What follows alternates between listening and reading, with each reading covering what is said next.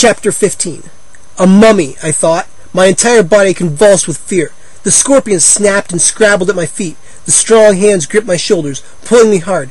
The ancient bandaged hands. I couldn't breathe. I couldn't think. Finally, I managed to spin around. "Sari!" I cried. She gave me one more tug. We both stumbled backwards, claws snapping out at us. "Sari! How?" We moved together now, making our way toward the center of the vast chamber.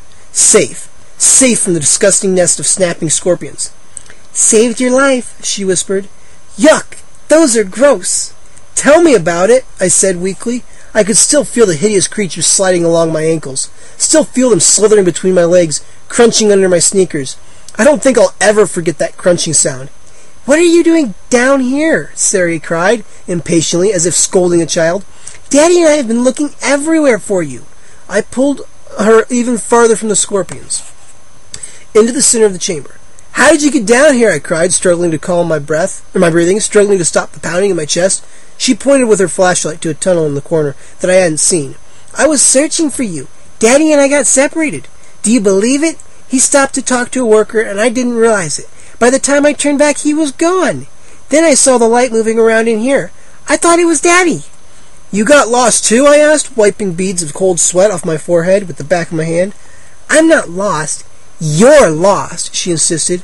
"How could you do that, Gabe? Daddy and I were totally freaked." "Why didn't you wait up for me?" I demanded angrily. "I called to you. You just disappeared." "We didn't hear you," she replied, shaking her head. I was really glad to see her, but I hated the way she was looking at me, like I was some kind of hopeless idiot. "I guess we got involved in our argument. We thought you were right behind us. Then when we turned around, you were gone," she said, and shook her head. "What a day." "What a day," I cried, shrilly. "What a day!" "Gabe, why did you do that?" she demanded. "You know we were supposed to stay close together." "Hey, it wasn't my fault," I insisted angrily.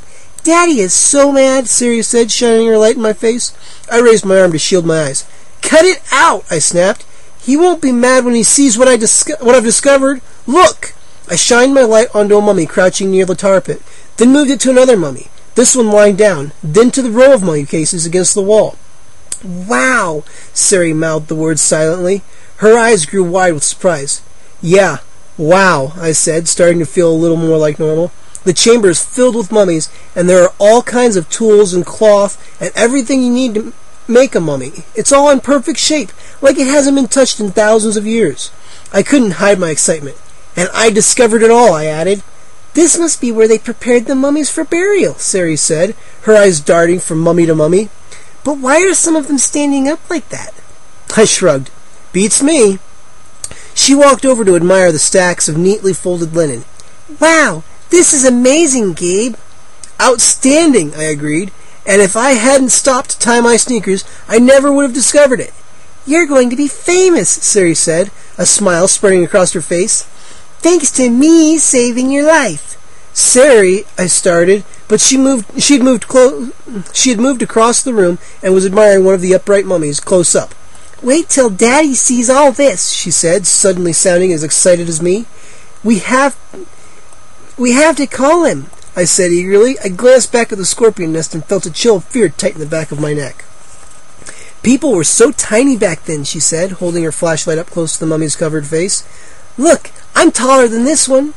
"Sari, use your beeper," I said impatiently, walking over to her. "Yuck! There are bugs crawling in this one's face," she said, stepping back and lowering the light. She made a disgusted face. "Gross." "Come on, use your beeper. Call Uncle Ben," I said. I reached for the beeper at her waist, but she pulled away. Okay, why didn't you use yours?" she eyed me suspiciously.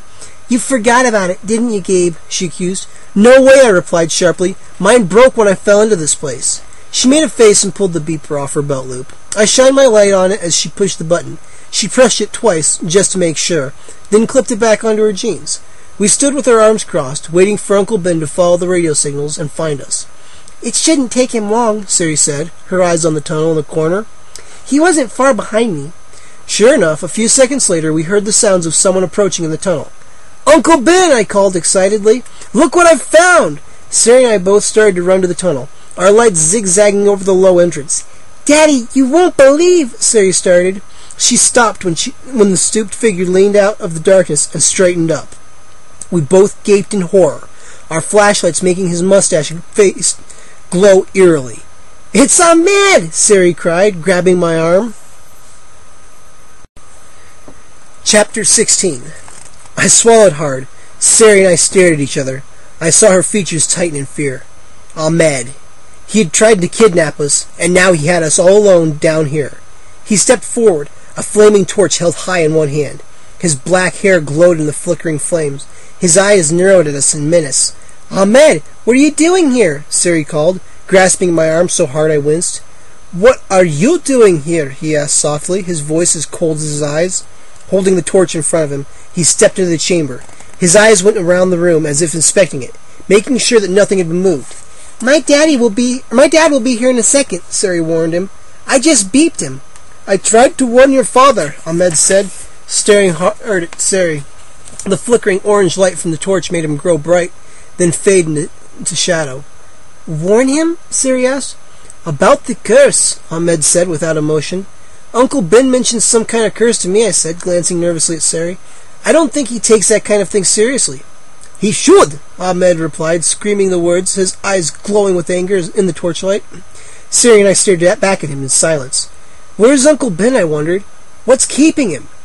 "Hurry," I urged silently. "Please, hurry." "The curse must be carried out," Ahmed said, softly again, almost sadly.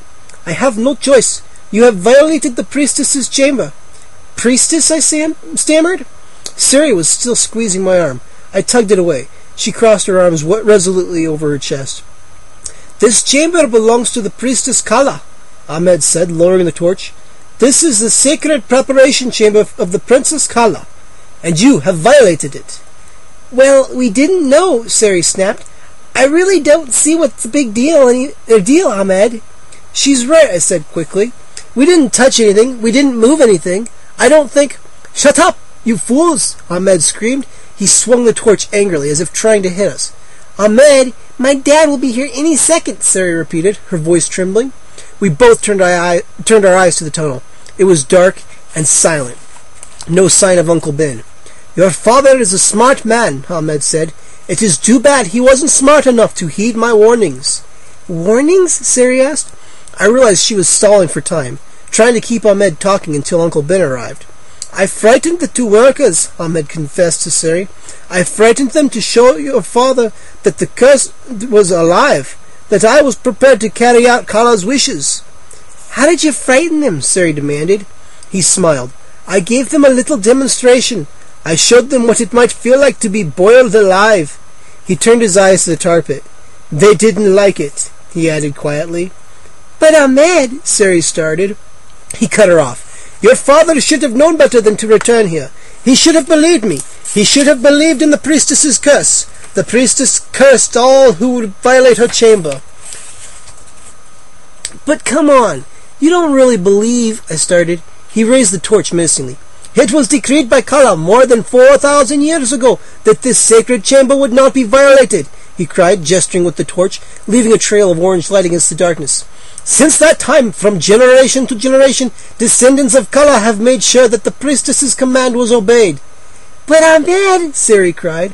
"It has come to me," he continued, ignoring us both, staring at the ceiling as he spoke, as if speaking directly to the priestess up in the heavens. "It has come to me as a descendant of Kala to make sure the curse is carried out."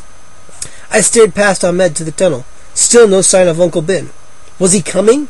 Had Sari's beeper worked? What was keeping him? "I volunteered to work for your father to make sure that Kala's sacred sanctuary was not violated," Ahmed continued, shadows flickering over his menacing face.